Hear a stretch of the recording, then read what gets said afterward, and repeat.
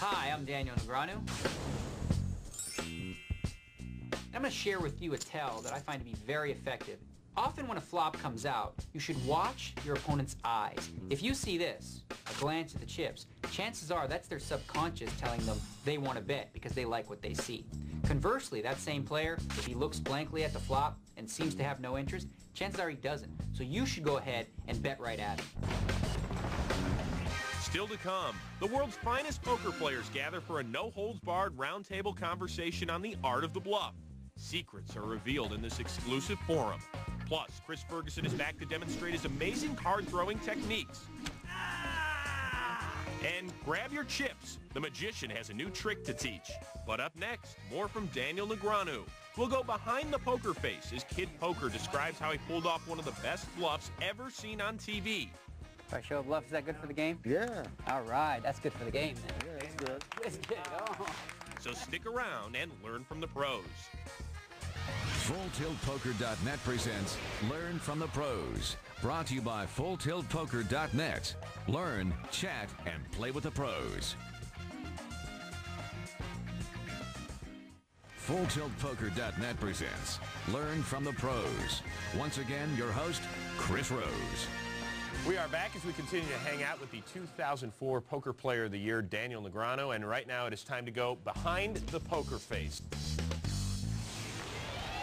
And Daniel, I've been told by countless pros out there, there's nothing better than pulling off a successful bluff, right? Tell you what, the adrenaline rush after taking a pot from somebody is like just undescribable. All right, well actually we can describe it and also show it here. You're taking on Freddie Deeb. This is heads-up play in Las Vegas, poker at the Plaza, and you are dominated right off the bat. Well, this hand, we were about even in chips, and Freddie and I were both limping in. We weren't raising a lot, so I went ahead and limped with the ace, and he raised 7,000 more, which is pretty good. I know he's got a good hand, but, you know, an ace heads up, I figured I'd have to at least see the flop, so I went ahead and called.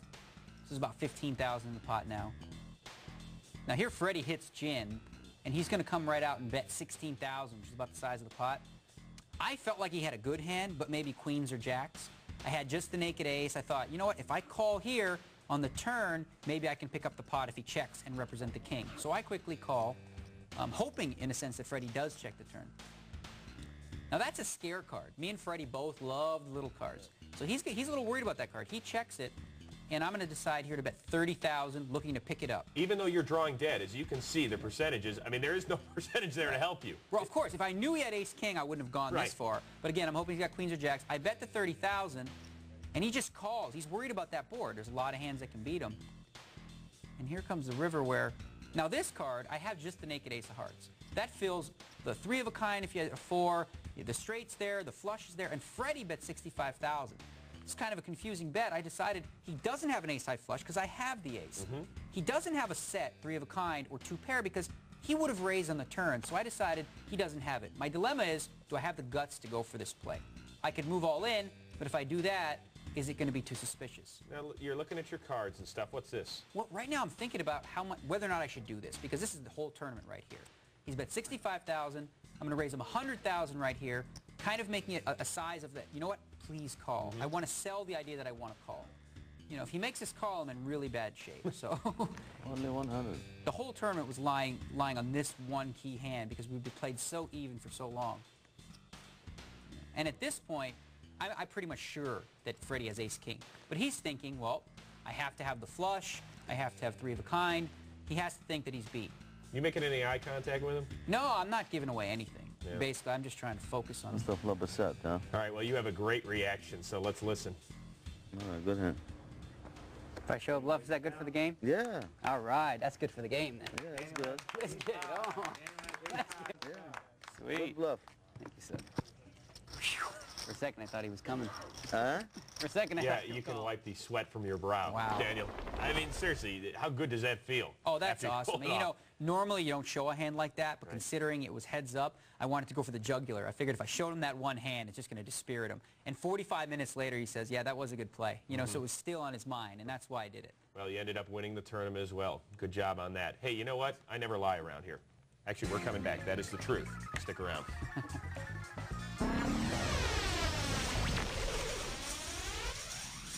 Hello, my name is Antonio Esfandiari, and I'm a professional poker player. They call me the magician. You want to learn that? How about this? Or this? I'll teach you. All right, ladies and gents, here we go. This is the chip shuffle. Probably the most popular thing you're going to see at a poker table. A lot of people tend to do it. You basically just take the chips, starting off with 8 is a good number. You break them into 2 pieces, and the position is kind of like this. Basically it right there. Basically what happens is these 2 fingers push down, which creates a little friction, and the other fingers, these 3 fingers, this one, and your pinky, keep the chips in position, while the other 2 push down and create the friction. So these 2 push, and these 3 keep the chips in position. So you push down, boom, you have the shuffle. Before you know it, it'll come completely naturally. You too can be the life of the party. Coming up, he is the master card thrower, and he's willing to teach you how it's done. For vegetables, you need a little bit more power. Ahead, Chris Ferguson demonstrates his unique tossing techniques. But up next, Ivy, Ferguson, Harmon, and Flack. A dream table assembles to teach you their bluffing secrets. Sometimes getting caught bluffing is even better than getting away with the bluff. Learn from the Pros is coming right back. FullTiltPoker.net presents Learn from the Pros. We continue to learn from the pros, presented by FullTiltPoker.net. Welcome back inside the FSN Poker Room. I'm your host, Chris Rose, joined as always by the Professor Howard Lederer, and today, our Fab Four, if you will. 4 more poker pros. Yeah, you like that, Jennifer Harmon. How are you? Fab Four. No, What about this guy? well, he's just kind of part of the team. I'm the Howard. kind of okay 5th wheel. That's all right. Next to Jennifer, Phil Ivey.